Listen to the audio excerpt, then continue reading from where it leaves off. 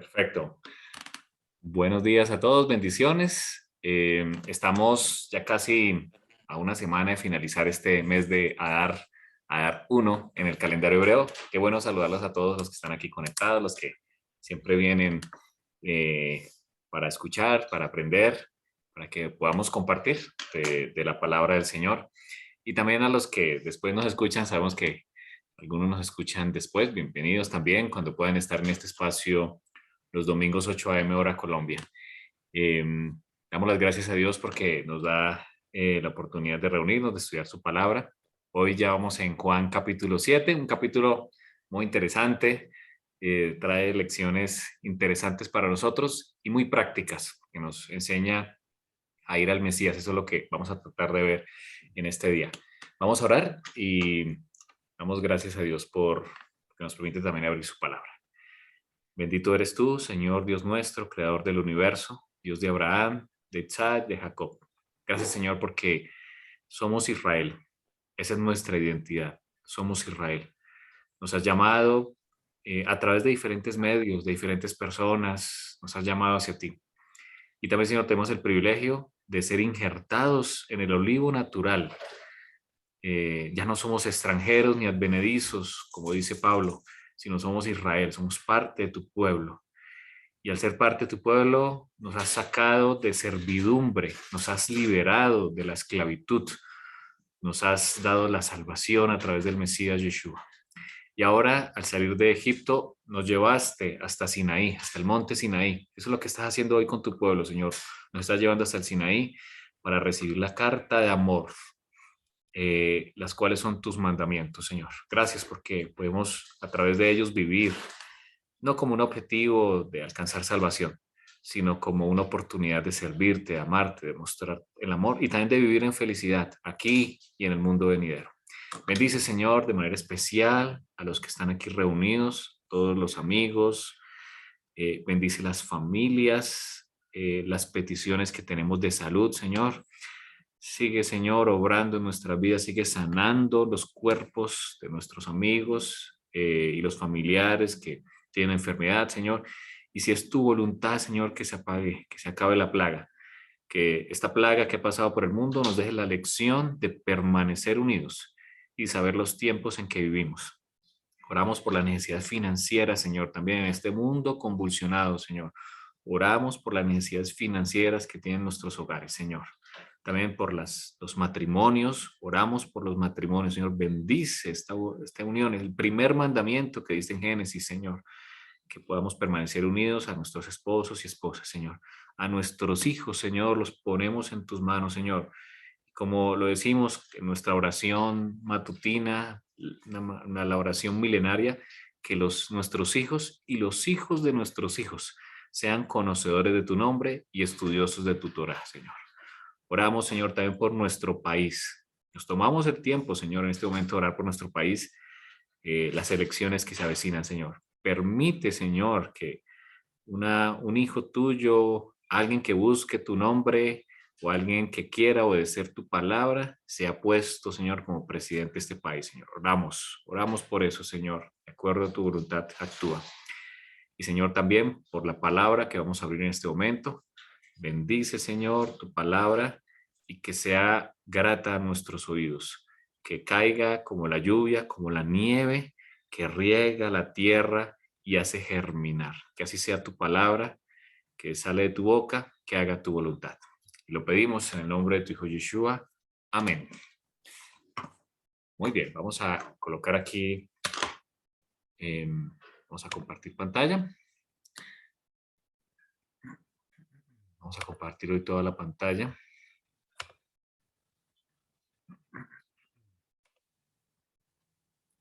Creo que ahí están viendo pantalla, ¿cierto? Me confirman si están viendo el texto.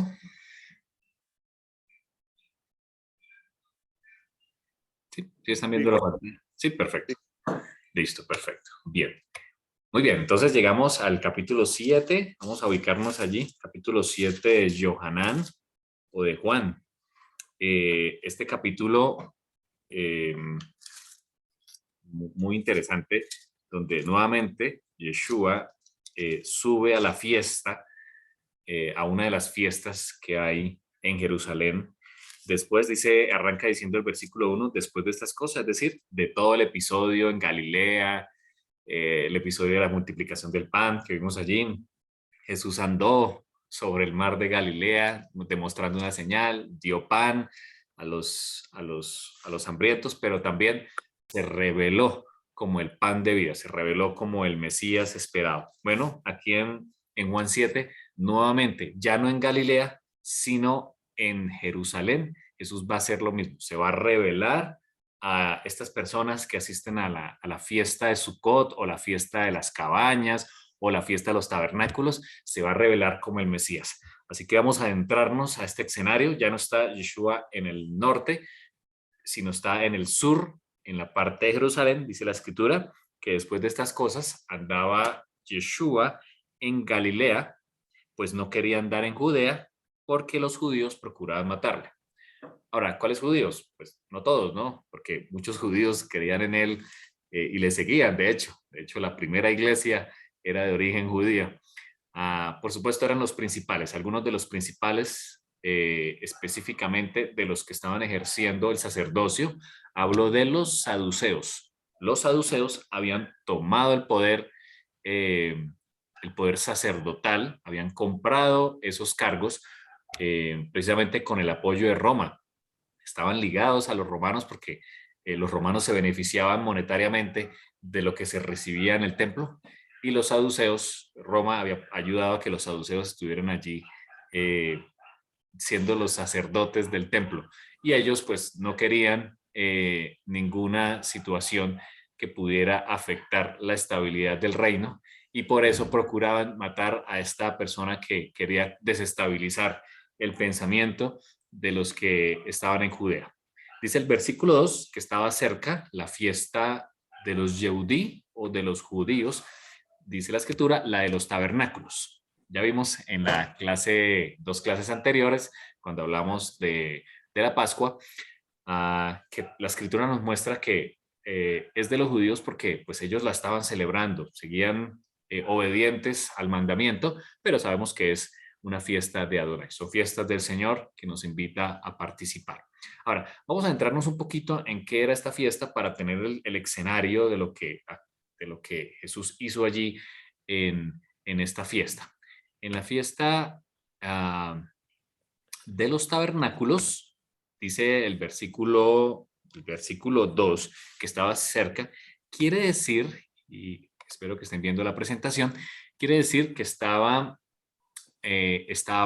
ya adentrando el otoño. O sea, ya en ese momento, en el momento del capítulo 7, había pasado la primavera, había pasado el verano y estaba llegando el otoño. Muy probablemente estaban en el mes de Elul, cerca, o ya en el mes de Tisri, cerca a esa fiesta de los tabernáculos que arranca a mitad de mes. En la mitad del mes, cuando hay luna llena, como la que acabamos de pasar en estos días, empezaba la fiesta o empieza la fiesta de los tabernáculos. En ese momento también ocurre algo interesante. En el momento del otoño es el momento de la siega, o sea, se recoge todo el trigo que se ha sembrado desde el inicio del año, se recoge para el mes de Tisri. Tisri es la ocasión de la siega. Entonces, en ese escenario había mucha gente segando. Mírense que en ese escenario, en las montañas de Judea, había muchos segadores segando ya el trigo. De hecho, allí venían las lluvias tardías que se muestran en la escritura, venían las lluvias tardías para poder recoger. Es un mensaje muy profético, ¿no? Que nos habla de la lluvia tardía que tanto hablamos en nuestras congregaciones, justo antes de la siega. Por eso en Apocalipsis se muestra que hay un segador, ¿cierto? Recogiendo el trigo a sus escogidos, así como lo hacían estos segadores al momento de la siega. Así que era un momento donde había mucha gente en los campos, estaban segando, era la última. Y justo cuando terminaba la siega, empezaba la fiesta, es decir, la forma de celebrar que el Señor había proveído, que el Señor había dado las cosas, era a través, era uno de las ocasiones de celebrar la fiesta. Ahora, Cuando hay siega, cuando hay época de recoger, eso ocurre también en nuestro país, por ejemplo en las fincas, generalmente se hacen enramadas para almacenar o para hacer refugio para los trabajadores, o en las mismas carreteras la gente hace enramadas para colocar sus productos, por ejemplo la piña, y venderla a todas las personas. Muy bien, ese es el escenario que también ocurre en Israel, y más porque el Señor para la fiesta del Sukkot les dio un mandamiento. Este es el mandamiento en la fiesta de Sukkot. Dice la escritura, habla a los hijos de Israel y diles, a los 15 días de este mes séptimo, o sea, justo cuando Yeshua estaba allí o iba a descender a Jerusalén, mitad del mes, luna llena, 15 días del mes séptimo, será la fiesta o el Moedín solemne de los tabernáculos. También lo conocemos como la fiesta de las cabañas, por 7 días. El número 7 tiene un significado muy interesante, así como esta fiesta dura 7 días más uno, hay un día al final, símbolo de los 7 milenios sobre la tierra, los 6 en los que estamos viviendo nosotros finalizando el milenio séptimo, sexto, perdón, el milenio séptimo, el milenio mesiánico que conocemos, y un día más recordando o esperando esa eternidad. Dice la escritura, 7 días ofrecerás ofrenda encendida a Adonai. El octavo día, el último día, o sea, el octavo tendréis santa convocación y ofreceréis ofrenda encendida a Adonai. Es fiesta, ningún trabajo de siervos haréis. Quiere decir que en la escritura nos muestra que tanto el primer día de la fiesta de Sukkot, el día 15, así como el día octavo, el día 22, son Shabbat, o sea, son días de reposo, no se debe trabajar y se debe agradecer al Señor por lo que ha hecho por nosotros, ya lo vamos a ver. Pero los 15 días del mes séptimo, cuando hayáis recogido el fruto de la tierra, fíjense, había terminado la siega, ya se ha recogido todo el fruto de la tierra, de hecho, entre ellos las uvas y el trigo, era uno de los, o son de los frutos que más se recogen en este momento. Apocalipsis también tiene un símil allí, de los que pisan el lagar, ¿cierto? Y por otro lado, los que ciegan el trigo, símbolo de aquellos que serán recogidos y los que serán aplastados. Eh, Dice la escritura que cuando haya recogido el fruto de la tierra, haréis fiesta a Adonai por 7 días.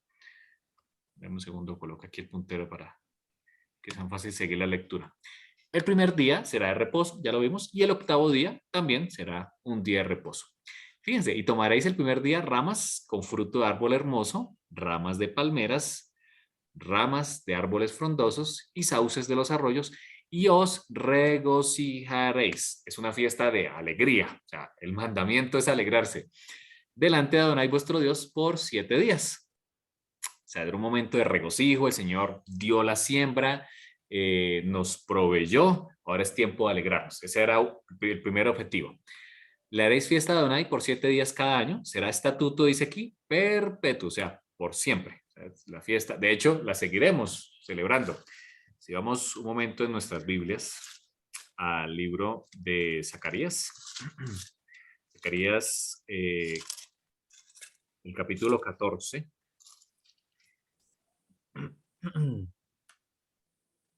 Dice el versículo 16, dice que todos los que sobrevivieren de las naciones que vinieron contra Jerusalén subirán de año en año,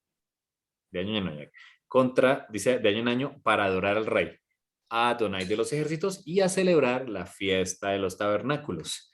Claramente esta fiesta la seguiremos celebrando. Después de la venida del Mesías seguiremos congregando. Será una oportunidad de celebrar y de alegrarnos. Dice que será estatuto perpetuo por vuestras generaciones, en el mes séptimo la haréis. 42, fíjense, una característica, en tabernáculos habitaréis. Bueno, hay que había una característica, debían coger esas ramas de sauces, de palmeras, de árbol hermoso, como ya lo vimos en el versículo 40, y debían hacer enramadas. Y además vivir enramadas. Nosotros aquí en casa la hacemos, pues no tenemos un patio, pero la hacemos en el comedor, como uno pues en el comedor se la pasa buenas horas, pues es una forma de cumplir este mandamiento de habitar 7 días en cabañas. ¿Por qué? ¿Por qué se habitaba o por qué habitamos? ¿Por qué hacemos la cabaña? Versículo 43, para que sepan vuestros descendientes que en tabernáculos, que en cabañas, hice yo habitar a los hijos de Israel cuando los saqué de la tierra de Egipto. Entonces ahí está otra de las razones.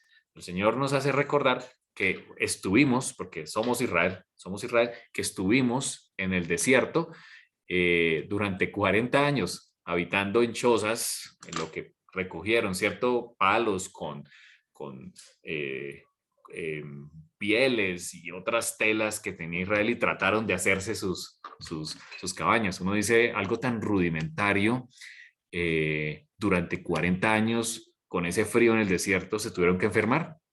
Bueno, el Señor siempre colocó su abrigo, el Señor siempre tuvo su columna de fuego abrigando a su pueblo, símbolo de que por más de que tengamos casas hechas hoy muy firmes y podemos decir que nuestra seguridad está en la chequera, el Señor nos dice aquí que que es a través de Él. Él es el que nos sostiene en cada día de nuestra vida. Él es el que guía nuestros pasos, Él es el que nos sostiene realmente. O sea, no es nada más sino Él. Y eso quiere decir esta fiesta. Así que cuando Yeshua, dice el versículo 2 de Juan, que estaba cerca de la fiesta, ya mucha gente estaba recogiendo la siembra, pero además estaban preparando las cabañas. Eh, de hecho, podría verse como algo así, como esta foto que estoy mostrando.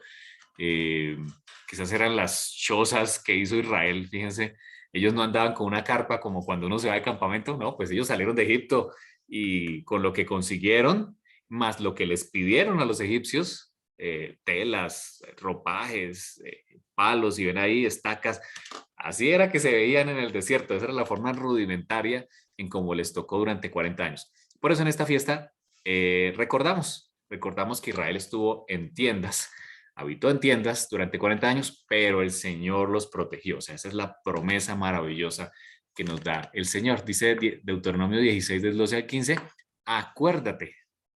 Fíjense que eso se repite varias veces. Se repite en Éxodo 28, cuando el Señor dice, acuérdate del Shabbat para santificarlo.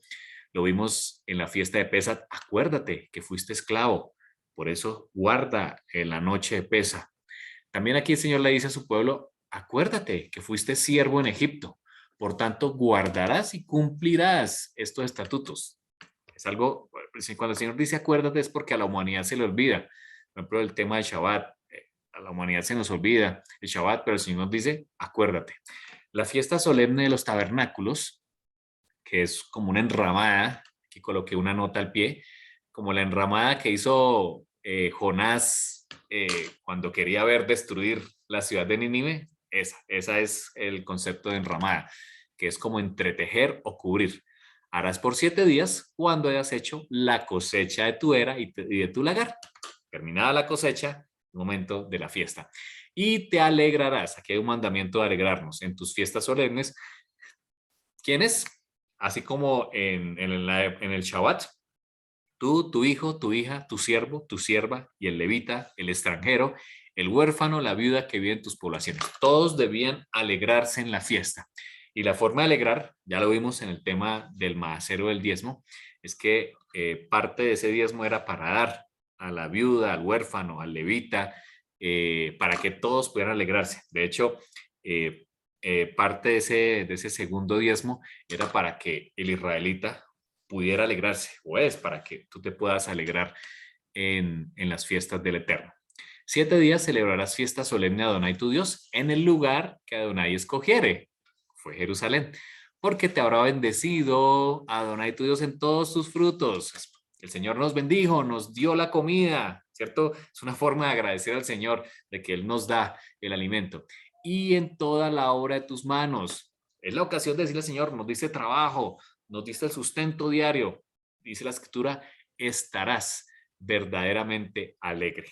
Así que en ese contexto, me voy a volver al texto, en ese contexto de lo que se avecinaba, es lo que nos está hablando aquí el versículo 2 de Juan 7. Se acercaba Ya se estaba terminando la cosecha, se acercaba la fiesta de la alegría, la gente estaba recogiendo también sauces, palmeras para hacer sus cabañas, para acordarse cuando estuvieron en el desierto, pero también era la ocasión de alegrarse durante esos 7 días, símbolo de la historia de la humanidad y por supuesto de la eternidad. Vamos a ver qué sucedió en esta historia, en ese contexto de la fiesta. Y le dijeron sus hermanos, sal de aquí.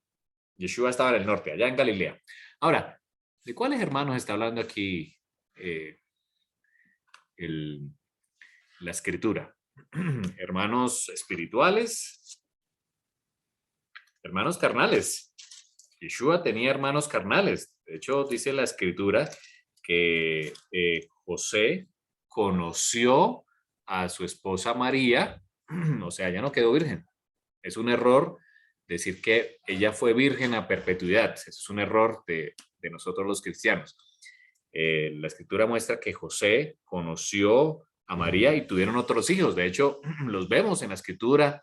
En varias partes los hermanos le buscaban. Varios hermanos creyeron en él. Por ejemplo, Santiago o Jacobo, el que escribe el libro de Santiago del Nuevo Testamento que tenemos en nuestras Biblias, era un hermano carnal de Yeshua.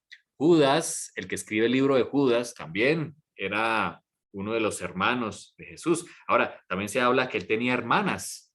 Entonces, por lo menos habían 2 hermanas mujeres que tenía Jesús. Así que podemos contar que aquí por lo menos Jesús tenía 5 hermanos que fueron parte de los líderes de esa primera iglesia judía que creía en el Mesías. Eran sus hermanos los que estaban dirigiendo. De hecho, se muestra que Jacobo, hermano de Jesús, fue el líder de la iglesia. Nunca fue Pedro, como, o mucho peor decir, nunca fue el Papa, como algunos lo dicen. No, no, Pedro realmente no. Él nunca supo que fue el Papa. Realmente el líder de la iglesia, de la primera iglesia, fue Jacobo, el hermano de Yeshua, porque sus hermanos, aunque en este momento, como lo vemos aquí, no creían en él como el Mesías, llegaron a creer en él. Entonces le dijeron sus hermanos, sal de aquí, vete a Judea, al sur, para que también tus discípulos vean las obras que haces. Versículo 4, porque ninguno que procura darse a conocer hace algo en secreto. Si estas cosas haces, manifiéstate al mundo. Ahora, ¿por qué? Porque como era una de las 3 ocasiones de peregrinaje hacia Jerusalén, la primera es Pesa o Pascua, la segunda es la de Shavuot o Pentecostés, y tercero era la fiesta de Sukkot. Eran las 3 ocasiones donde el mandamiento es peregrinar a Jerusalén, cuando estaba pues en pie el templo, y reunirse, alegrarse. Y por supuesto venía una gran cantidad de personas de todas partes de Israel, y por eso sus hermanos le dijeron, ve a Jerusalén, va a haber mucha gente para que te puedas dar a conocer, no puedes estar aquí en secreto, si realmente tú eres, pues manifiéstate al mundo, le decían sus hermanos. Versículo 5, porque ni aún sus hermanos creían en él. Los hermanos de Yeshua no creían en él en este momento de su historia, no creían que era el Mesías, lo habían visto crecer, sabían que era un muchacho que había sido eh, eh, seguidor de la Torá, estudioso, de buen ejemplo, pero no creían que fuera el Mesías. Entonces Yeshua les dijo, mi tiempo aún no ha llegado. Esas palabras son muy importantes. Yeshua en varias ocasiones lo muestra, que mi tiempo no ha llegado. De hecho, la pregunta es, ¿cuál es el tiempo? ¿Cuál era el tiempo de Yeshua? Pues claramente no iba a ser en la fiesta de tabernáculos, sino iba a ser en la fiesta de Pesa o de Pascua. Su tiempo iba a ser un 14 de Nisan, cuando él sería crucificado, sería clavado en el madero por nosotros, símbolo o como cumplimiento del símbolo del Cordero Pascual. Así que Yeshua le dice, mi tiempo no ha llegado. Esto tiene también un significado muy especial, apreciados todos, y es que el Señor tiene tiempos. Lo hemos hablado, el Señor nos dejó la luna para indicarnos los meses, el sol también para los años. Nos dejó una semana de 7 días con un Shabbat donde nos dice que quiere encontrarse con nosotros. El Señor hace citas con nosotros, una cita diaria con Él cada día, una cita semanal en el Shabbat, una cita al inicio de cada mes. Y además nos dio citas durante el año. Nos dio 7 citas, son 7 Shabbats durante el año en los dos Shabbats de Pascua y panes sin levadura, en Shavuot o Pentecostés, el primer día de Tisri, que no se sabe el día ni la hora porque dependemos de la luna, la fiesta de las trompetas, eh, en el día de la expiación o el Yom Kippur, y dos citas en Sukkot, como ya vimos también. El Señor nos da citas para encontrarnos con Él. Y fíjense que a través de la escritura, el Señor se ha revelado o ha hecho su obra en sus citas. De hecho, ya vimos en el año pasado, en el cálculo que hicimos, que Yeshua nació en el contexto de la fiesta de Sukkot. Muchos aseveran que incluso el primero de Sukkot, el primer día de cabañas, cuando ya las cabañas estaban puestas por todo Israel, y él nace precisamente en un Sukkot, en una cabaña, muere en la fiesta de Pesa, en la Pascua, símbolo del Cordero Pascual, desciende el Espíritu de Adonai o el Espíritu Santo en la fiesta de Shavuot, donde estaban reunidos sus discípulos celebrando la fiesta, desciende el Espíritu de Adonai. Eh, no podemos aseverarlo, pero es probable que también Yeshua venga también en el contexto de una fiesta. Así que es importante estar atentos a sus modín, a las citas que el Señor hace con su pueblo, porque es aquí en esas modín, en esas citas del Eterno, donde Él hace su revelación. Por eso Él le dijo a sus discípulos, mi tiempo no ha llegado. Es en Pesa, donde yo donde voy a ofrecer mi vida por el mundo.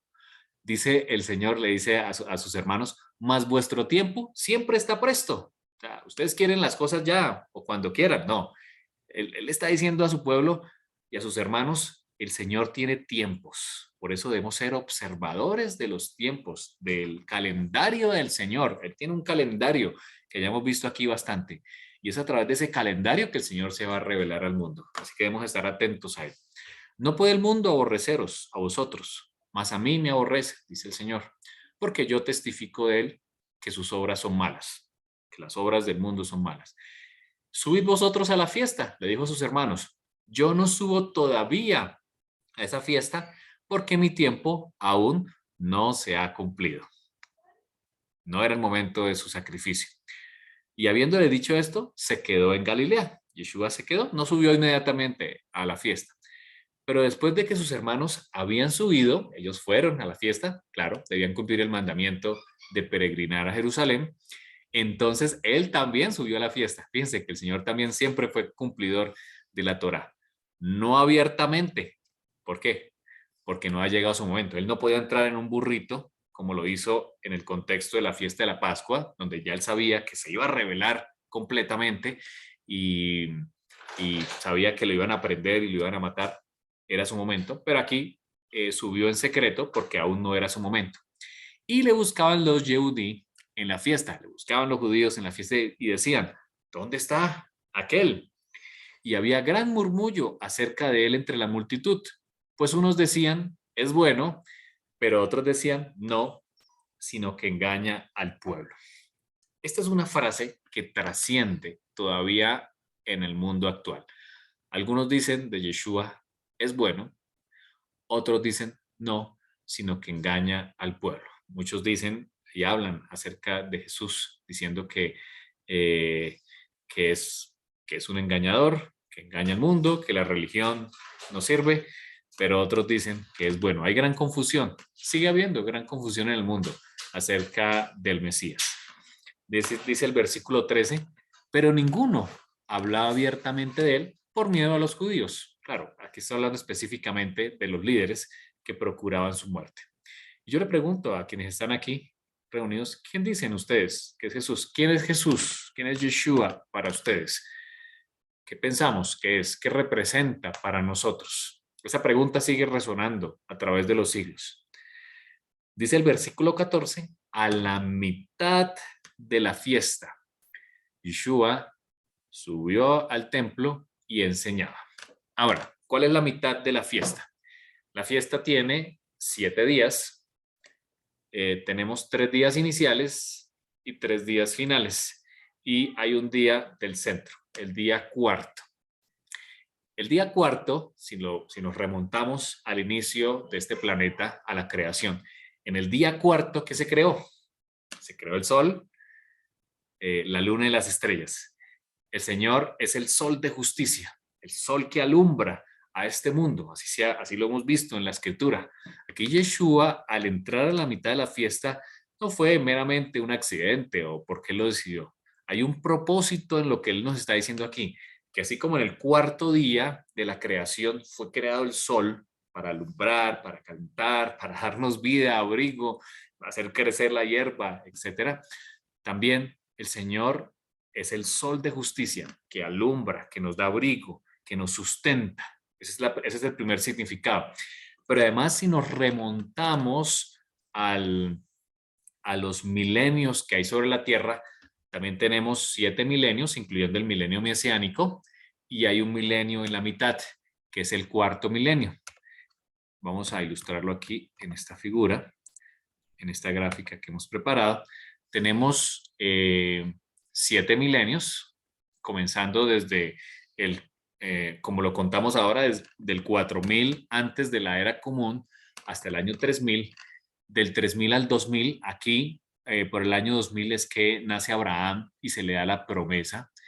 Luego nos venimos aquí al año 1000 antes de Cristo. Aquí en el año 1000, un poquito antes del año 1000, es dada la Torá, viene la época de los reyes, aquí nace David alrededor del año 1000, y del año 1000 hasta la era común viene la dispersión de Israel del norte por los asirios, viene la cautividad en Babilonia y los 70 años cautivos en Babilonia, su retorno en la época de Medo-Persia, la reconstrucción de Jerusalén y del templo, viene la época griega helenística, 150 antes de la era común, viene el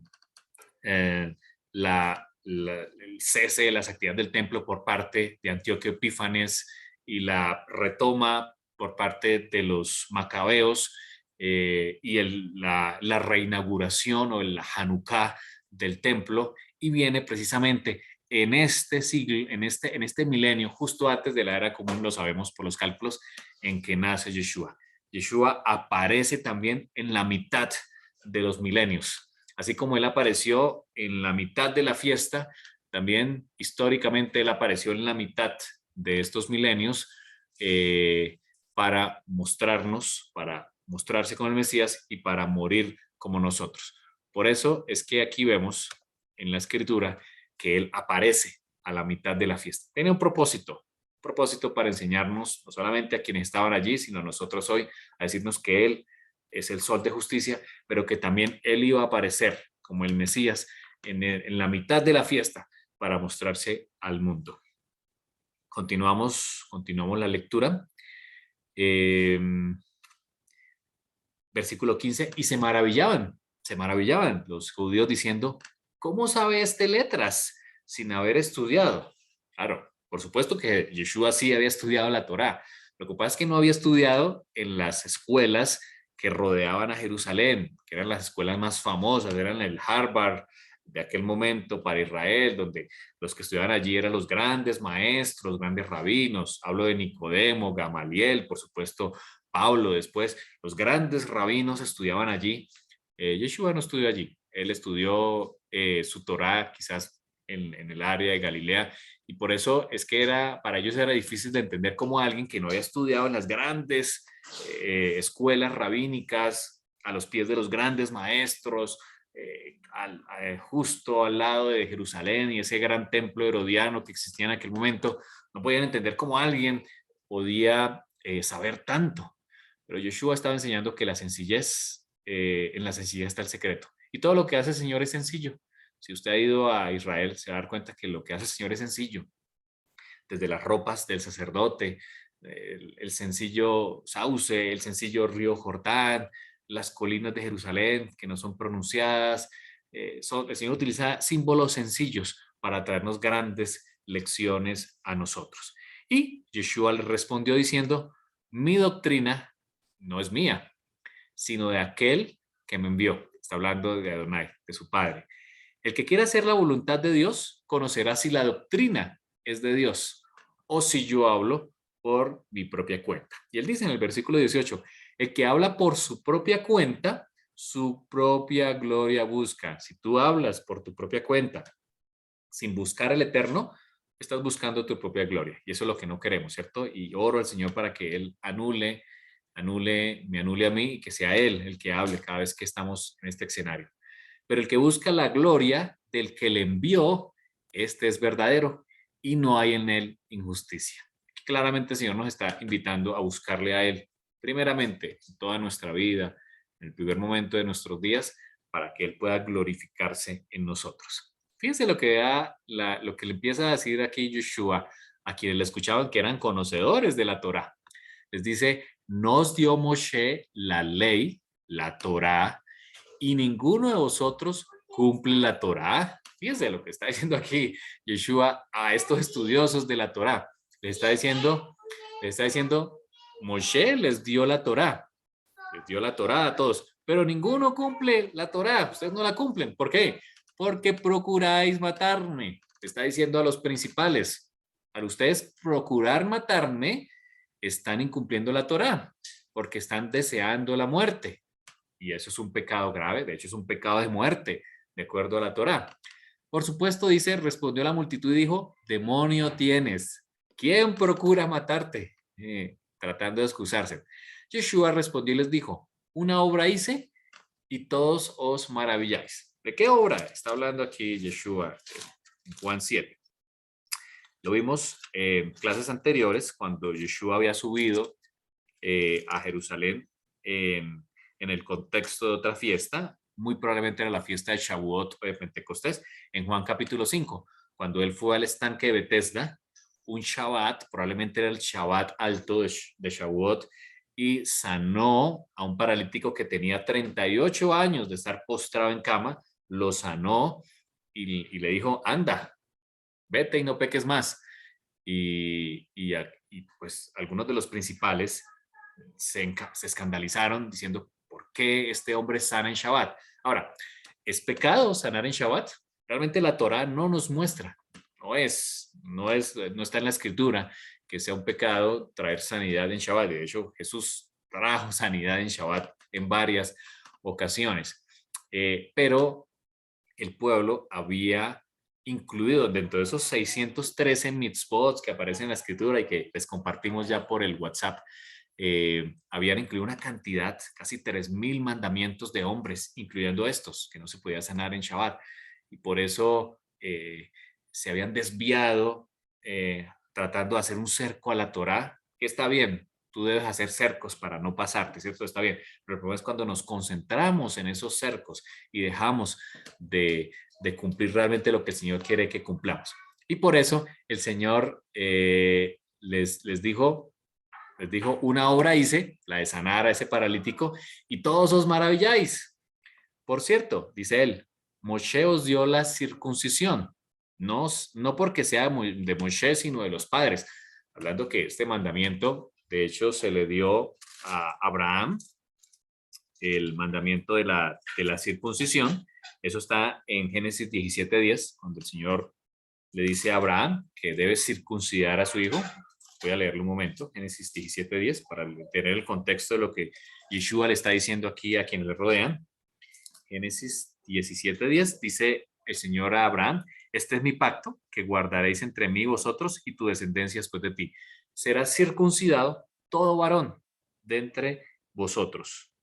Ahí está el mandamiento. Y también el mandamiento aparece en Levítico 12:13. Levítico 12:3, perdón. Dice Levítico 12:3, y al octavo día se circuncidará al niño. Era uno de los mandamientos. Adelante, Juan Carlos, que tienes la mano levantada.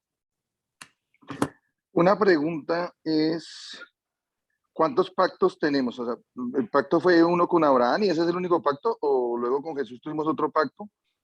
¿O Sí, señor. cuántos pactos hemos tenido a través de la historia? Porque es que no, estoy confundido. Si es el pacto que hizo con Abraham de la exposición y eso, ¿luego es otro pacto con Jesús o hubieron varios pactos Sí, señor. adicionales? Sí, señor. Han habido varias ocasiones donde el Señor hace un pacto. Por ejemplo, encontramos el primero, que fue un pacto con la tierra, en ocasión después del diluvio. Cuando finaliza el diluvio, Noé hace un altar, ¿cierto?, de agradecimiento, y el Señor dice, haré un pacto. Dice, mi arco iris pongo en las nubes como ese símbolo del pacto de que no volveré a raer la tierra con un diluvio. Allí claramente hubo un pacto con la tierra, de que la tierra nunca más, y nunca más será así, sería inundada con un diluvio. Ese fue un primer pacto.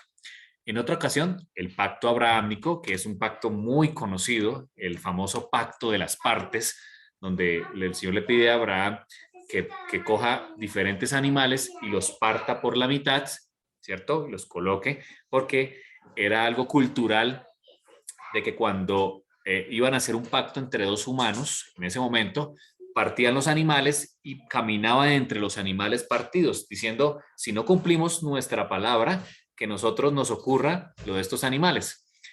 Ahí ocurrió algo maravilloso en ese pacto abrahámico con Dios, y es que dice la escritura que Abraham se durmió. Estaba ahuyentando los animales para que no se comieran las carnes y se cansó, dice ya avanzada la noche, se cansó y se durmió. Pero el Señor sí vino, dice la escritura que el Señor sí vino y pasó en medio de los animales. O sea, realmente el pacto lo hizo Dios solamente, ¿cierto? Conocedores de nuestra carnalidad y que nos equivocamos, Dios mismo hizo el pacto diciendo que Él haría de Abraham una gran nación y que él vendría el descendiente, Yeshua, y que teníamos bendición y que todas las familias serían benditas en su nombre. Ese fue el pacto que hizo uno con Abraham. Por supuesto que sigue vigente. Hoy somos parte de somos beneficiarios de ese pacto porque hemos conocido al Señor. También en el Sinaí, justo antes de que Moisés subiera al monte a recibir las tablas de piedra con la ley escrita, él hizo un pacto. Hay nuestra escritura que colocó 12 altares, esparció sangre sobre el pueblo y el Señor hizo un pacto de sangre ahí con su pueblo. Ahora, lo que tú mencionas es cierto. Jeremías 31 muestra el profeta que el Señor haría un nuevo pacto o un pacto renovado con su pueblo, diciendo que este sería el pacto. Iba a escribir la ley en nuestro corazón, en nuestra mente, que nos daría un nuevo corazón. El cumplimiento fue con Yeshua, el que tú acabas de mencionar. Cuando Yeshua, en ocasión de la Pascua, parte el pan, dice, este es mi cuerpo, ¿cierto?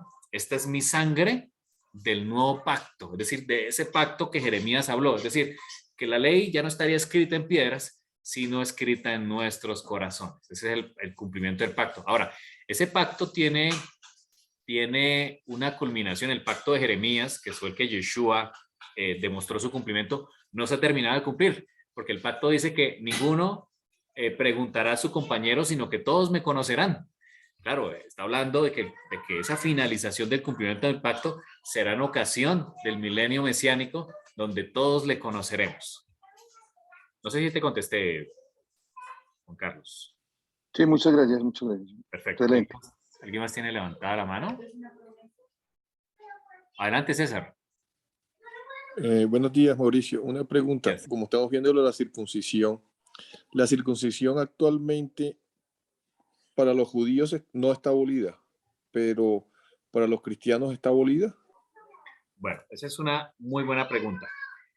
En la Torá está el mandamiento. Tenemos el mandamiento allí en la Torá de la circuncisión. Claramente lo leemos allí. Levíticos nos muestra que al octavo día se circuncidará al niño. Abraham, dice la escritura en Génesis 17, que el Señor le dijo que circuncidara a su hijo. De hecho, le dijo que sería un pacto perpetuo. Génesis 17:13 dice, debe ser circuncidado el nacido en tu casa y el comprado por tu dinero, y estará mi pacto en vuestra carne por pacto perpetuo. Es la misma expresión, Leolam Baet, cuando el Señor habla del Shabbat, o cuando en Salmo 23 dice, en la casa de Adonai moraré por las gordías, o sea, Leolam Baet, por siempre. Pero la escritura siempre mostró, desde el mismo Deuteronomio, lo encontramos, que más que circuncidar la carne, que es un mandamiento, el Señor quiere circuncidar nuestro corazón. Eso está desde la Torá, o sea, el pueblo ya sabía que lo que el Señor quería realmente era circuncidar el corazón. Y por eso Pablo se dedica a hablar de ello. Vemos a Pablo hablando allá, hasta hubo una discusión por el famoso concilio de Jerusalén de Hechos 16, que era uno de los temas. Pablo habla de que lo que realmente quiere de su pueblo es la circuncisión del corazón. De hecho, Pablo, lo vemos en 1 de Tesalonicenses, él veía inminente la venida del Mesías. Y por eso él no quería que la gente, si se fuera a circuncidar, fuera un impedimento. Él lo que quería era una circuncisión del corazón. ¿Cuál es nuestra respuesta muy personal?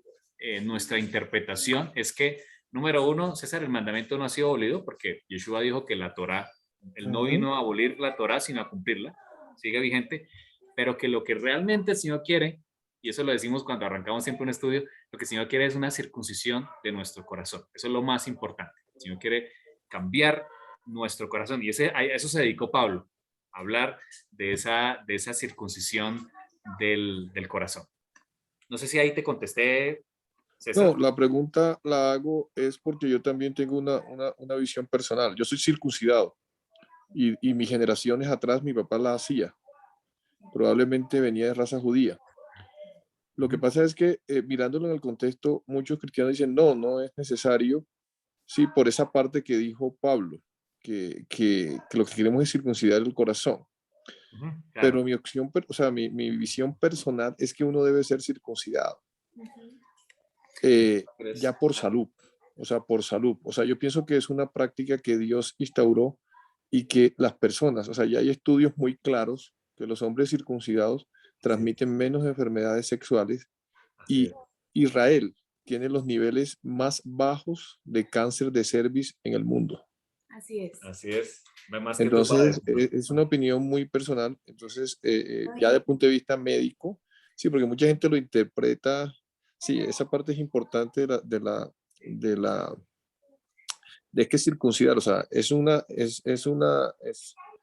respuesta que uno de los cristianos utilizan eso, pero desde el punto de vista de salud es ideal, o sea, es ideal para todos los hombres, o sea, que sean circuncidados. Así es, César. Y mira, hay algo que mi esposo les estaba explicando, pero que tal como tú lo ves, nosotros lo vemos.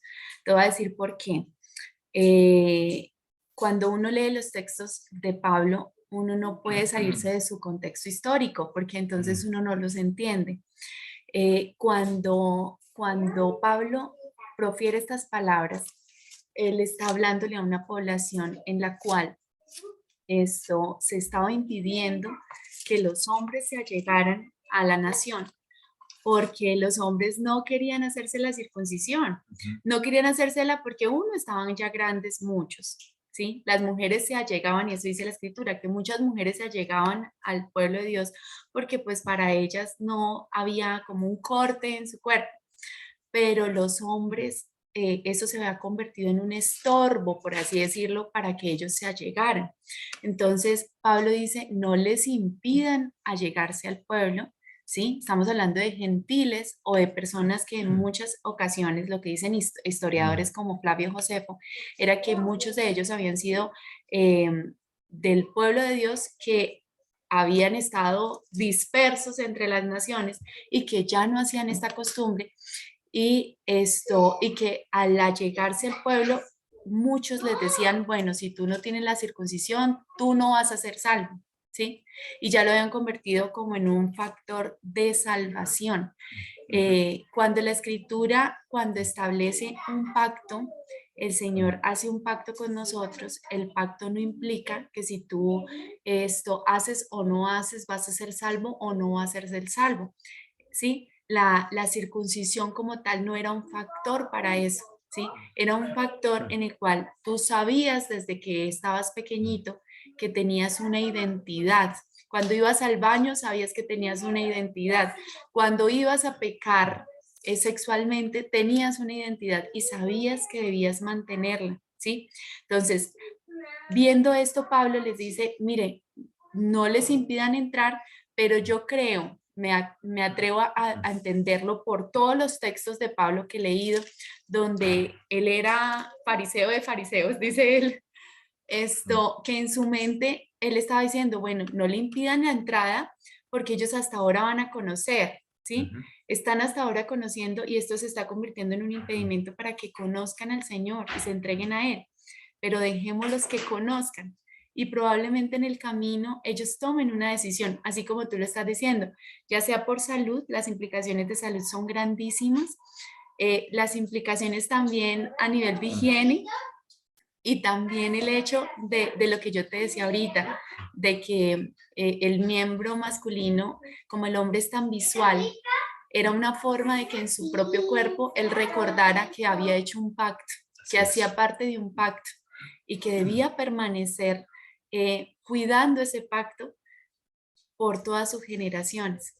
Entonces, personalmente nosotros sí queremos que nuestro hijo se lo haga. No sabíamos bien de las implicaciones de la circuncisión antes de que mi hijo pues tuviera la edad que hubiéramos querido habérsela hecho, pero sí nos gustaría, porque yo sigo considerando que es una señal muy bonita que puede uno tener en su cuerpo de recordatorio de que el Señor es nuestro Dios y que si Él lo mandó por algo, lo mandó por amor a nosotros. Amén. Amén. Gracias a mi esposita, que nos da siempre los mejores comentarios. Gracias, César, por la pregunta. Muchas gracias. Por el comentario. Muy bien, entonces en ese contexto, el versículo 22, en un pueblo que se circuncidaba a los 8 días, de acuerdo a Levítico 12:3, a los 8 días de nacido, el Señor escogió ese octavo día con muchos propósitos. Es un símbolo de la eternidad, el octavo día. Además que, bueno, César, más que nadie puede decirnos, el octavo día, quizás puede ser el día más propicio para que el niño se haga esa circuncisión. Así lo mandó el Señor. A partir del día octavo, en el día octavo se hacía la circuncisión, sin importar si era un Shabbat. O sea, si caía en un Shabbat, dice la Escritura, igual debía hacerse la circuncisión. Eso es lo que le está diciendo aquí Yeshua a quienes le rodeaban. Ustedes, aunque caigan en Shabbat, igual ustedes trabajan, porque ustedes circuncidan al niño. Versículo 23. Si recibe el hombre la circuncisión en el día de reposo, para que la ley de Moshe no sea quebrantada. Fíjense que aquí estamos hablando de un contexto del cumplimiento de la Torá. El mismo Yeshua lo está diciendo. Os enojáis conmigo porque en el día de reposo sané completamente un hombre. Yeshua claramente les está mostrando la realidad. Sean coherentes. Les dice, si ustedes circuncidan a un niño a los 8 días, aunque sea Shabbat, hay que cumplir el mandamiento. ¿Por qué no sanar a un hombre completamente? Un hombre que tiene 38 años de estar postrado en tierra y ser rescatado a una nueva vida. Así como cuando se quita el prepucio, que en hebreo significa estorbo, cuando tú quitas algo que te quitas un estorbo. ¿Por qué no a este hombre que también se le dio una nueva vida? Eso es lo que el Señor Yeshua le está diciendo. Ustedes en Shabbat no recogen sus ovejas y caen en un precipicio, en un hoyo. Por supuesto que la recogen. Es un mandamiento recoger los animales. Ahí está en la Torá. ¿Por qué no hacerlo en Shabbat si es el día de hacer el bien y no el mal? Es lo que Yeshua les está diciendo aquí a estos hombres. Sigue diciendo en el versículo 24, no juzguéis según las apariencias, sino juzgad con justo juicio. Les está diciendo aquí a quien les rodea. Juzguen con justo juicio, no según las apariencias. Decían entonces unos en Jerusalén, ¿no es este a quien buscan para matarle? Pues mirad, habla públicamente y no le dicen nada. Habrán reconocido en verdad los gobernantes que este es el ungido, traducido como el Cristo, pero este sabemos de dónde es. Mas cuando venga el ungido, nadie sabrá de dónde sea.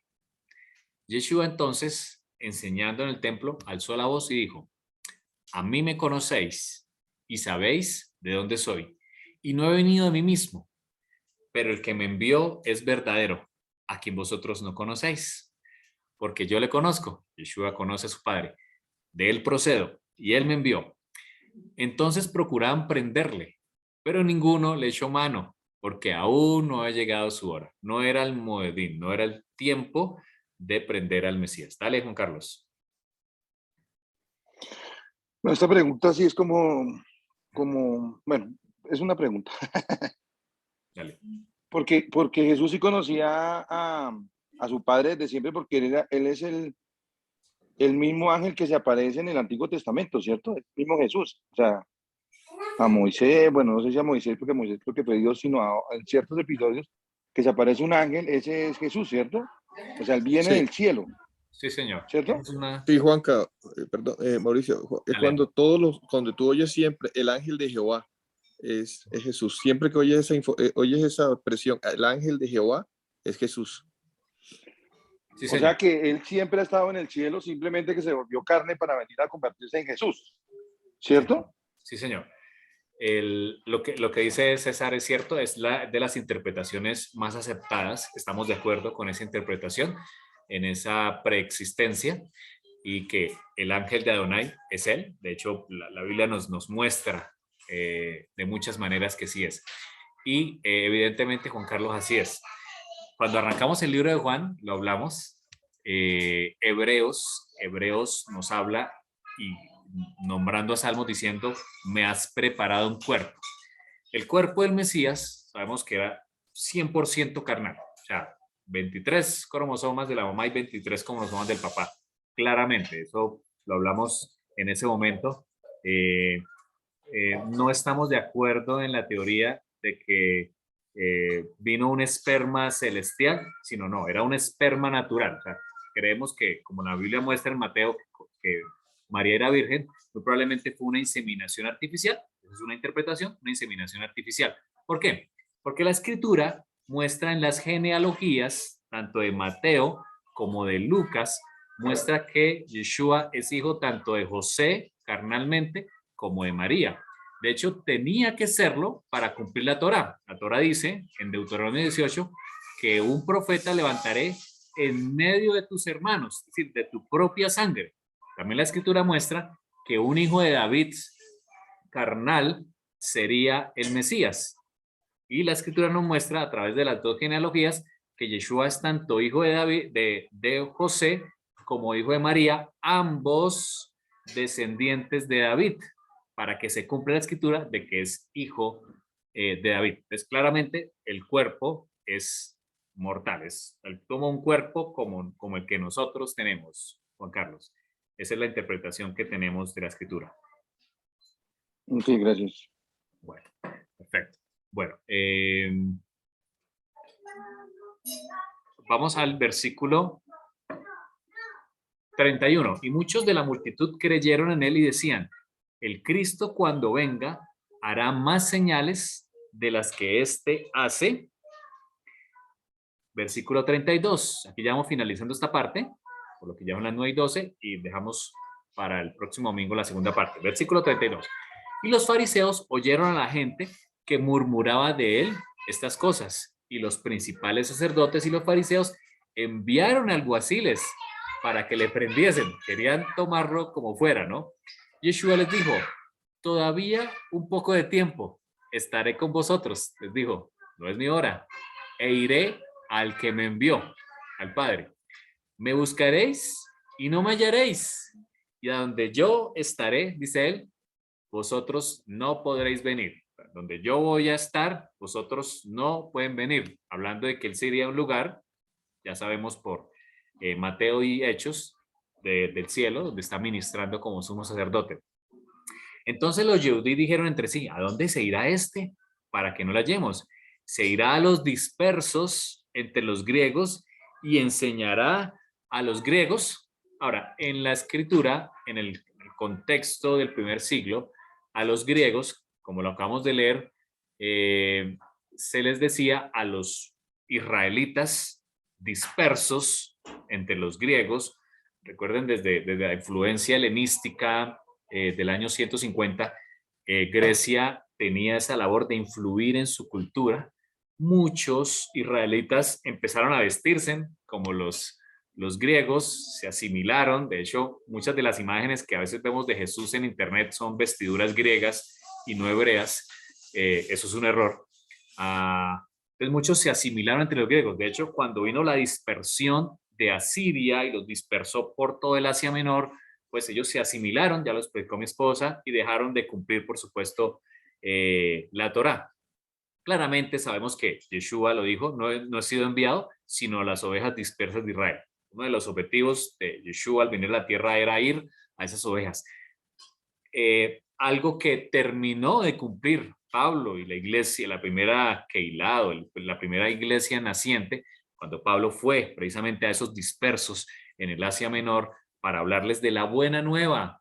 La buena nueva era que ellos, que se les había dado carta de divorcio a Israel, esa carta de divorcio había sido clavada en la cruz y podían regresar, podían ser parte nuevamente de Israel.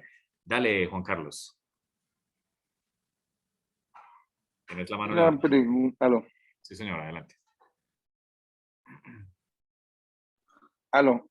Sí, dale. Bueno, es una pregunta, no sé si es una pregunta, pero es otra pregunta. ¿Qué es lo que le preguntaba a ustedes en el WhatsApp? Ok.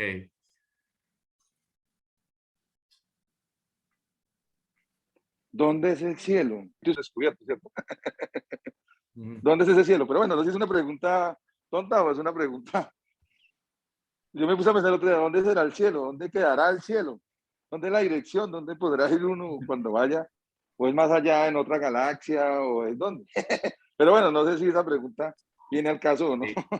Sí, es una pregunta que pues realmente no conocemos. Sabemos que el Padre habita en luz inaccesible, dice la Escritura, en luz inaccesible, que sostiene el universo. Allí lo vimos también en la Escritura. Que Él procede todas las cosas y que el Padre está fuera del tiempo. Entonces, es una pregunta que ya implica el tema de la relatividad, hablando físicamente. Sabemos que Yeshua proviene del Padre y nos muestra la Escritura que Él ascendió al cielo. Los ángeles le dijeron a quienes le escuchaban allí, a quienes estaban allí, ¿por qué miran al cielo? Así como lo han visto ir, Él vendrá, Él regresará. Es una pregunta difícil de contestar, por supuesto. No sabemos dónde es. Sabemos que existe ese lugar de donde Yeshua, donde hay un tabernáculo, y sabemos algunas características. Existe un tabernáculo que fue modelo del tabernáculo que levantó Moisés, un tabernáculo donde el ministro es Yeshua, él ministra allí desde que dice Hebreos que él ascendió y entró por única vez y por siempre al lugar santísimo a cumplir lo que el sacerdote hacía en el Yom Kippur o en el día de la expiación, pero no sabemos realmente dónde es. Seguramente tendremos esa respuesta en el milenio mesiánico, Juan Carlos. No, pregunta ahí de los misterios que hay en la Biblia. Claro. Creo que seguirá siendo un misterio hasta que venga la segunda venida de Jesús. Claro que sí. Gracias, Mauricio, qué pena. Una pregunta, pero cuando uno habla de las ubicaciones de los cielos, el tercer cielo, el segundo cielo, ¿eso hay razón? Sí, Pablo lo menciona, Sí. así es, Pablo menciona que fue llevado al tercer cielo, y tú tienes razón, esa es una ubicación.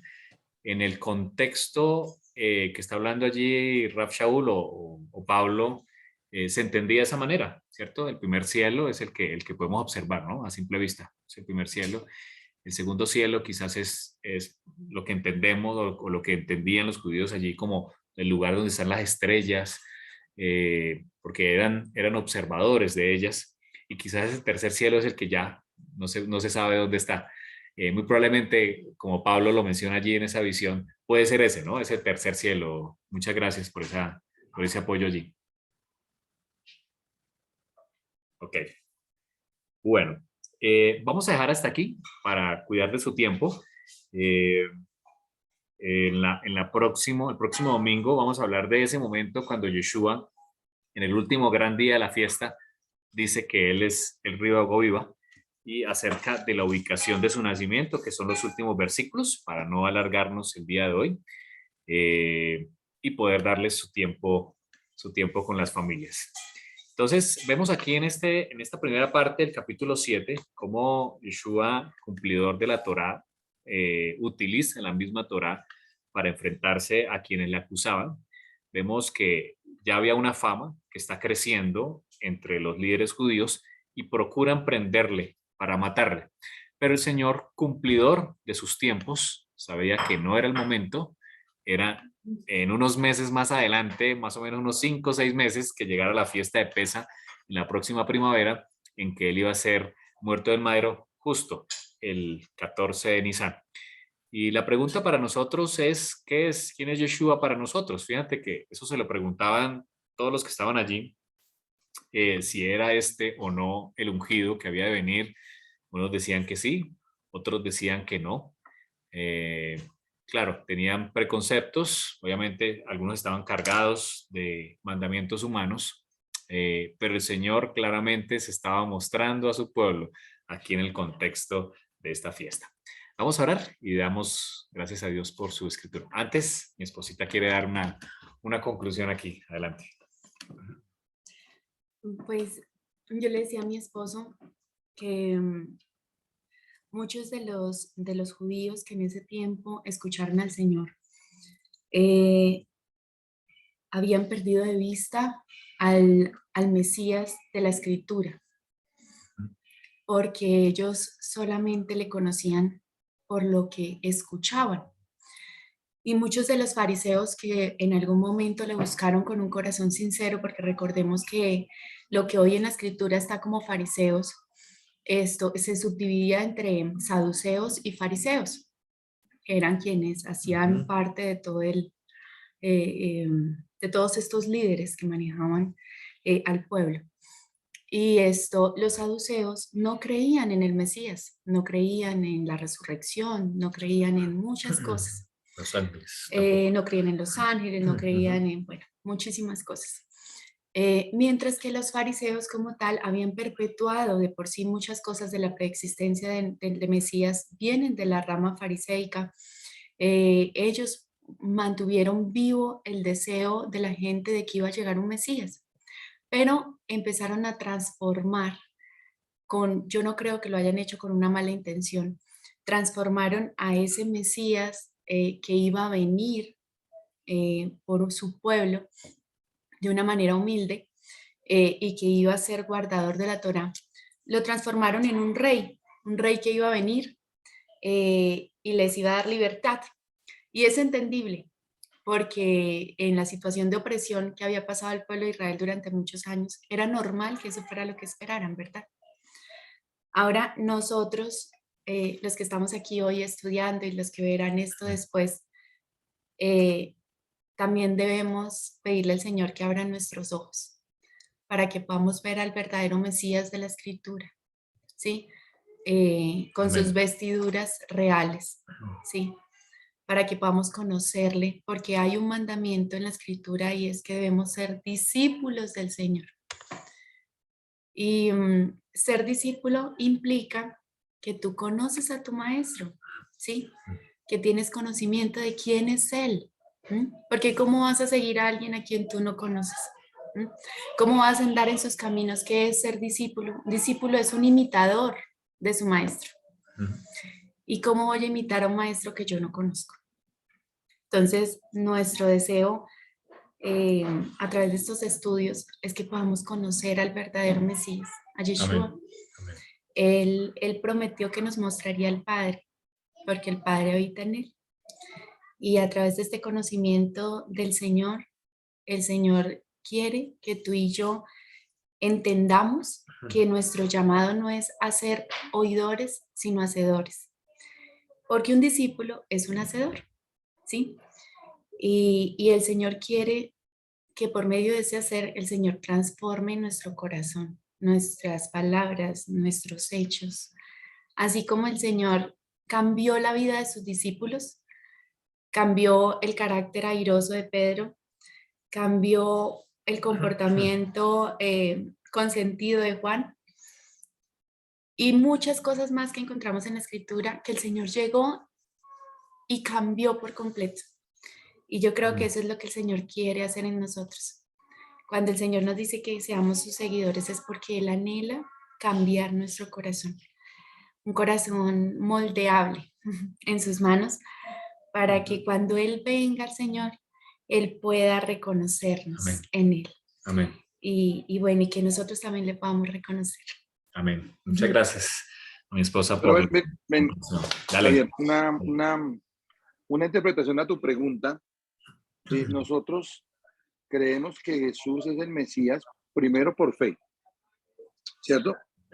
Y Sí. segundo, porque desde la Torá nos ha indicado que él era el Mesías, ¿cierto? O sea, también tenemos una cosa cierta de que todas las señales que tú amarras con Juan o con el Nuevo Testamento, con el Antiguo Testamento, es que es el Mesías y esas tienen las señales claras. O sea, tampoco es tanta fe, sino que estamos seguros de que él es porque así estaba escrito desde la Torá, ¿cierto? Así es. De acuerdo. Es que, Juanca, la fe no implica que estemos ciegos. Ujú. La fe, y la palabra de Dios dice, la fe viene por el oír. ¿Por el Así oír es. qué? La La palabra palabra. de Dios. Ujú. Entonces, la fe es algo que se cultiva. ¿Qué es la fe? La fe es, por ejemplo, cuando tú lees la escritura y la encuentras y dices, wow, esto me está, o sea, es como si me estuviera hablando de Jesús. O sea, yo voy a ver a Yeshua y digo, wow, es este, ¿sí? Pero ahora ya lo vi, o sea, ya lo contemplé, ya vi que era el que me hablaba desde Génesis, toda la escritura, toda la Torá, todo el Tanakh me habla de él. De repente la fe se manifiesta en nosotros cuando tú al conocerlo, al distinguirlo, tú dices, ok, ¿ahora qué tengo que hacer? ¿Sí? Ahí es donde tú manifiestas tu fe como un niño. Amén. Tú, un niño, ¿cómo te das cuenta que tiene fe en su papá? ¿Sí? Por ejemplo, mis hijos.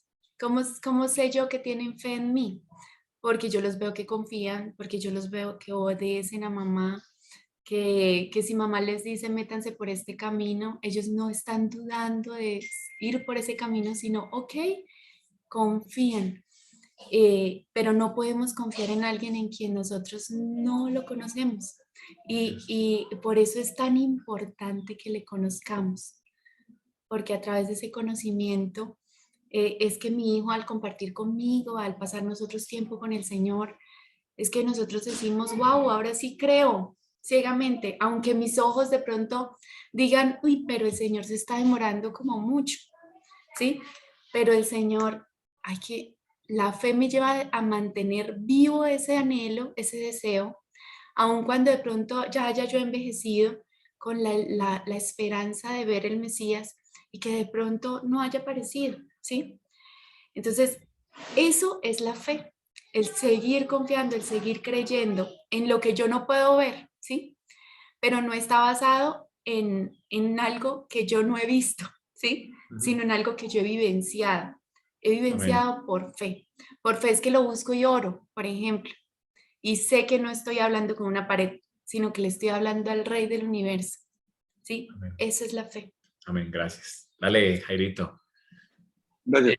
Sí, lo que acaba de decir, complementando lo que acaba de decir Laurita, en la Biblia hay una figura que se mantiene desde Génesis hasta Apocalipsis, y es la figura del esposo y la esposa. Y cuando uno conoce una pareja, cuando uno conoce a su esposo, está comprometido para casarse, lo primero que hace es que empieza a tener relación con esa persona y esa relación lo hace que se estreche más la unión entre los dos y ahí es donde se desarrolla la fe. O sea, la fe es el conocimiento de la intimidad que hay en una relación. Por eso Dios utiliza esa figura del matrimonio, de la pareja, y en el Apocalipsis lo vemos claro, que Jesús viene como el esposo y viene por la esposa, que es el pueblo de Dios. ¿Por qué? Porque tiene una relación. Entonces, si Él se fue y viene por nosotros, como lo prometió en Juan 14, entonces lo que nos está diciendo básicamente es, mire, yo me voy a casar con ustedes. Espérenme que yo voy por ustedes, yo voy a cumplir porque soy el esposo fiel y quiero que ustedes sean mi esposa fiel. Así es. Así Amén. es. Gracias, Y Jairito. ahorita me acordaba, Jairito, de algo anecdótico que les voy a contar. Mi hermano Fabio, él se comprometió en matrimonio con Cielito antes de irse él para Estados Unidos. Y duraron 4 años sin verse, porque en esa época no había esto que hay ahora, Messenger, todo eso no existía. y, y él mantuvo esa fe en su esposa y ella su fe en que él iba a volver por ella, ¿sí? Y hablaban, pero ¿cómo mantenían esa relación? Pues no era tan como ahora que uno medio toca el celular y ya. Se llamaban por teléfono, al teléfono fijo, pero no todos los días, se tenían que llamar cada cierto tiempo, pero de esa manera cultivaban su relación y mantenían esa fe. Y cuando él vino y se casó con ella fue y se la llevó con él, cumplió con su palabra. Y creo yo que así es como nosotros debemos verlo, así como lo está diciendo Jairito. El Señor va a venir por nosotros, pero nosotros no vamos a mantener nuestro amor y nuestra fidelidad a Él si nosotros no pasamos tiempo con Él, si nosotros no le hablamos, si no le escribimos cartas, si no pasamos tiempo con Él. Y al pasar este tiempo con Él, la relación se va a fortalecer porque cuando Él venga nos va a decir, vengan, ustedes yo los conozco. Ojalá que cuando el Señor venga, que va a ser muy pronto, de verdad nos conozcamos. Amén. Y es nuestro anhelo para ustedes también. Perdón que les use el ejemplo a mi hermano. No, muchas gracias. Muchas gracias por las preguntas. Dale, Quique. Hola, ¿cómo están? ¿Qué más, Quique? Retomando esto último que dice Laurita y un anhelo que tenemos y que pues en varias ceremonias, incluso católicas o de otras religiones, cuando muere alguien, tenemos el anhelo y la esperanza de que tranquilos, que estemos felices porque esa persona fue a descansar y nos vamos a reencontrar con ellos en la segunda venida de Jesús.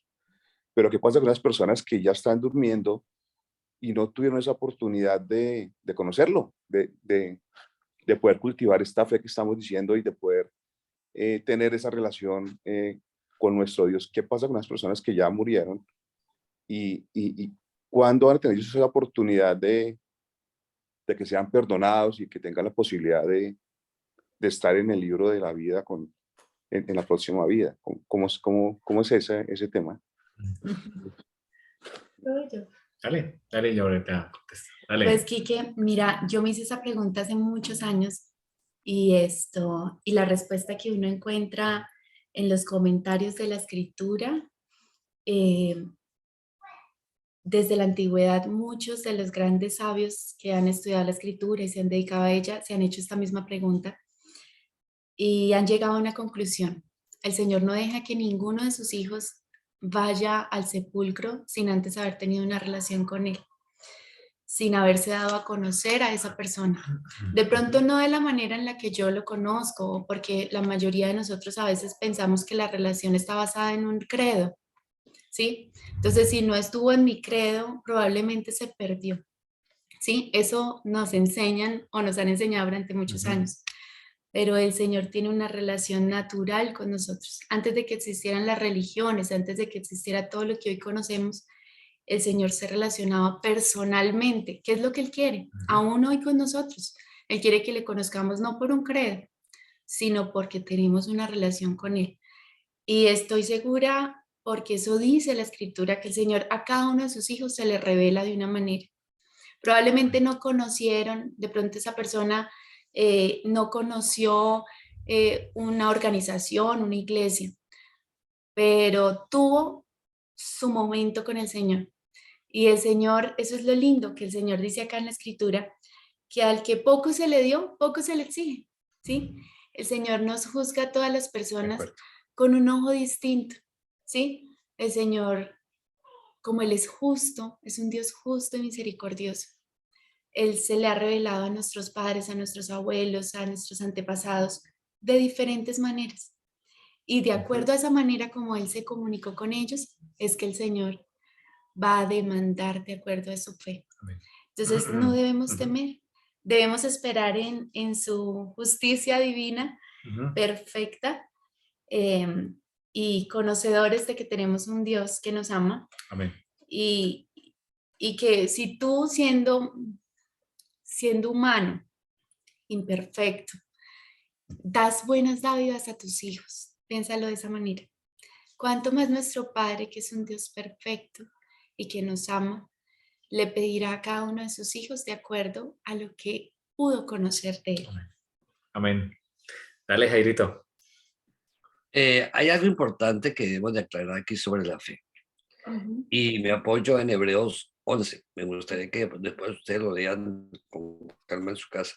En Claro. Hebreos 11, Dios quiere que cada uno de nosotros por fe hagamos una obra. Es Así es. una obra específica en que somos cada uno, digamos, preparados para hacerla. Si ustedes se dan cuenta, en Hebreos 11, cada persona hizo una obra y específicamente cumplió la voluntad de Dios. Nosotros, los que estamos aquí en este momento, también tenemos que hacer una obra. Así Pero es. la obra que yo tengo que hacer no es la misma que tiene que hacer ni Javier, ni Laurita, ni ninguno de ustedes. Cada uno tenemos que hacer una obra diferente, porque cada uno somos llamados para llevar el evangelio de una manera diferente, aunque en el fondo es el mismo. Así es. Muy buen aporte, gracias. Así es. A mi Así esposa y a es. Jairito. Ve, una cosita ahí, Laurita. Dale, Sí. dale. La pregunta que hace Enrique es mi respuesta a la siguiente. Sí. Va a haber un juicio, ¿cierto? O sea, los que somos salvos ya no estamos al juicio porque pasamos directico para el cielo, para la Nueva Jerusalén, ¿cierto? Pero los otros, los que creo que quiere decir Enrique que no conocieron al Dios, por ejemplo, no sé, indígenas o personas de esas que nunca tuvieron la potestad y adoran al sol o a la luna, no sé si ellos, lo que tú dices, ellos pudieron tener algún acercamiento con Jesús, porque pues está claro y eso está de Dios y puede que sí. Ajá. Pero de todas formas sí hay un juicio, ¿cierto? Donde digamos que Jesús es juez y parte porque él va a ser el que juzga y aparte va a ser nuestro abogado. ¿Sí? Y entonces ahí no ¿eso funciona así o no? Sí, Es la pregunta. sí, así es. Para que se cumpla la Torá, de acuerdo al Yom Kippur o al día de la expiación, el día de la expiación había un juicio. Había un juicio, de hecho, era el día de arrepentimiento, día de congoja, de ayuno. Es porque todavía lo hacemos, es el día de ayuno. Cuando el sacerdote salía del lugar santísimo, del lugar santo, hacia el atrio, era donde se decidía, era el final de ese juicio. Y sabemos que sí, habrá un juicio. La escritura nos muestra que Yeshua ejecutará un juicio cuando vuelva a la tierra para todos. Dice él que apartará las ovejas de los cabritos, nos muestra Mateo, así como el sacerdote apartaba el macho cabrío, los dos machos cabríos que lo hacían en Yom Kippur. Habrá un juicio, claro que sí, habrá un juicio para todos. Y después de eso, el cumplimiento profético, ya viene el milenio mesiánico. Pero sí, sí habrá un juicio, eso es un tema Pero la impresionante. forma, Juanca, la forma de juzgar del Señor, esto es la que va a cambiar. De pronto nosotros lo vemos hoy desde aquí, ¿no? Pero hay algo que me encantó en la escritura y que nos aplica a todos y a cada uno de nosotros. Uno, para darnos paz, y dos, para cumplir con nuestra función, como dice Jairito. El Señor dice que Él es el que juzga. Yo soy el que juzga. Entonces, el Señor conoce en qué momento muchos de su pueblo, porque el Señor al principio se le reveló a todos, Juanca, se le reveló a todo su pueblo, pero dice la escritura que empezaron a mirar a los astros que Dios había creado y se fueron tras ellos porque olvidaron al que creó los astros. Pero el Señor será el que juzgará de acuerdo al corazón, algo que tú y yo no podemos ver, pero que Él sí puede ver. Entonces, nuestro trabajo es descansar en Él, confiar en que Él es un juez justo y que a su tiempo pagará a cada uno de acuerdo al conocimiento que tuvo y también de acuerdo a su infinita misericordia. Creería yo así. Es lo que yo encuentro en la escritura. Jairito. Bueno, esta parte creo que es una de las más bonitas. En Hebreos vemos que Jesús nos está invitando a entrar. En Hebreos 10, del versículo 19 en adelante, dice: entremos pues al santuario por el camino que el Señor nos abrió a través de su sangre para poder encontrar la purificación. Entonces, cada uno de nosotros, por fe, por eso lo dice el capítulo 11 de Hebreos, debemos entrar al santuario por fe, estamos invitados a entrar al santuario por fe. Él está haciendo una obra de expiación. El que entra al santuario no es cortado del pueblo de Dios. Los que son cortados del pueblo de Dios son los que no entran al santuario. ¿Sí me hago entender? ¿Por qué? Porque nosotros, si leemos Levítico 23, del 27 al 32, dice que el que no iba el día de Yom Kippur al santuario era cortado del pueblo. Entonces nosotros en nuestras generaciones, en cada generación, somos invitados a entrar al santuario porque ahí es donde encontramos la purificación y el perdón de nuestros pecados. El que entra al santuario purificado por Cristo no va a juicio. Los que van a juicio son los que no entran al santuario. Entonces los que se quedan en el atrio son los que no tienen purificación, así como sucedía en el antiguo pacto, que los que iban al santuario llevaban sus corderitos, su animalito, entraban, llevaban un cordero, que eran perdonados sus pecados dentro del santuario cuando llevaban la sangre del animalito. Nosotros tenemos a Cristo, vamos con Cristo al santuario, nos perdona los pecados y el que va al santuario y hace esta obra no va a juicio porque ya tiene perdón. Amén. Muchas gracias, Jairito, por esas buenas explicaciones. Muy bien, vamos a orar para finalizar y revisamos si hay más preguntas o inquietudes y aprovechamos para despedirnos y pueden prender su cámara. Vamos a orar. Te damos gracias, Señor, porque nos has dado tu palabra tan maravillosa y a través, como hemos visto aquí, de la Escritura vemos la figura del Mesías, del Goel, del Redentor, que vendría, Señor, para salvarnos de los pecados de muerte, que a través de la Torá no encontrábamos salvación en el santuario, pero también, Señor, como cumplimiento de la promesa hecha en Deuteronomio 18. Y también, Señor, para anular en la cruz, para clavar en la cruz la carta de divorcio, que de esa manera podemos acercarnos, dice Pablo, acercarnos libremente. Ya no somos advenedizos, ya no somos extranjeros, sino somos Israel. Gracias, Señor, por tu palabra y por Yeshua, que estuvo enseñando y dándonos a conocer del cumplimiento verdadero de la Torá, que es amar a Dios y amar a nuestro prójimo. Creemos en Él por la Escritura y queremos conocerle cada día más a través de nuestra comunión diaria. Oramos, Señor, por nuestros estudiantes de Torá. Bendecimos, Señor, así como lo hacemos al terminar cada Shabbat. Prospéranos, Señor, haznos prosperar. Que seamos prosperados en nuestros estudios, en nuestro trabajo. Así como David tenía éxito en todo lo que hacía, el Señor le prosperaba. Así como Noah halló gracia ante los ojos de Noé, ante los ojos del Señor. Que así sea también para nosotros, Señor, que hallemos gracia en esta semana. Y lo pedimos en el nombre de tu Hijo Yeshua. Amén.